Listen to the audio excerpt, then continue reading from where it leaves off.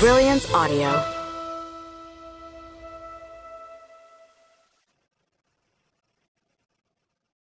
Out of the Ashes by Kara Thomas. Performed by Jordan Cobb.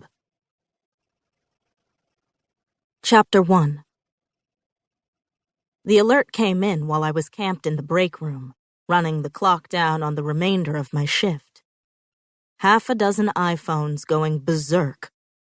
Warning of severe thunderstorms, possible flash flooding.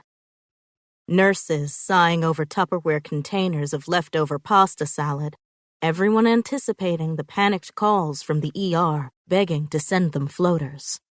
Bad driving conditions meant an influx of bodies, healed off the pavement, needing to be stitched back together. I slipped out of the room before anyone could remember that I was off in half an hour. A coveted 7 to 11 p.m. shift before 3 nights off was a perfectly good reason for my coworkers to turn on me in normal conditions, but tonight was going to be a long one. Rain slapped against the hospital windows as I retrieved my vitals cart from the hall. I thought of my car, parked in a garage 6 blocks from the hospital, and the long journey ahead of me tonight. Too late to be searching for an out now. I stopped outside 102A, a woman in her late 60s I'd grown particularly fond of in the days she'd spent in the ICU, recovering from a bowel bleed. On this floor, it's generally unwise to get attached to patients, but Mrs. Byrne made even the most arrogant attending doctors shit their pants, and I admired her. "Knock, knock," I said, tugging my cart into the room. Mrs. Byrne muted her television. "What was all that terrible noise?" "An overreaction to the weather." I wrapped the blood pressure cuff around Mrs. Byrne's arm, careful not to disturb the network of IVs in her hands. "How are you feeling?" "Tired. You people in these machines, how am I supposed to sleep?"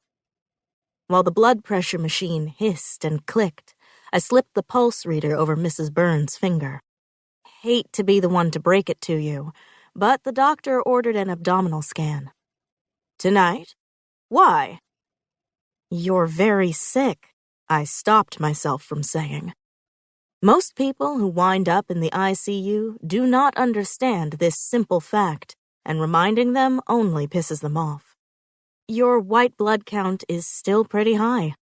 He wants to make sure the infection isn't coming from a perforated bowel. Mrs. Byrne's eyelids closed. I took her hand in mine, her skin rice paper thin and mottled with abused veins. "Hey, this is just a complication. It won't be what does you in." Mrs. Byrne eased a bit under my touch. "Oh, yeah? What will then?" I hung up the blood pressure cuff. "My money is on that daughter of yours." "Which one?" Mrs. Byrne shifted in her bed, wincing. "The blonde. Always yelling at us?"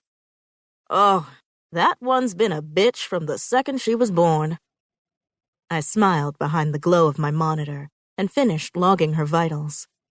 I wished Mrs. Byrne luck with her abdominal scan and made my way to the door, but paused in the doorway, drawing her attention from the television. "What is it?" she asked. "Just letting you know I won't see you again for a bit." I palmed the door frame, my opposite hand on my vitals cart. "I'm off at 11, and then the next few nights." "Any fun plans?" "Yeah." I flipped the room light off for Mrs. Byrne. A rare private room on this floor, thanks to the highly contagious intestinal parasite she'd been admitted with. Sleeping. It couldn't have been further from the truth. But the most effective lies usually are. I picked that one up from patients. "Tell me you got that black eye when your husband elbowed you while reaching for the remote? Obviously, I'll think he punched you out. Now, if you say you got kicked in the face by a horse,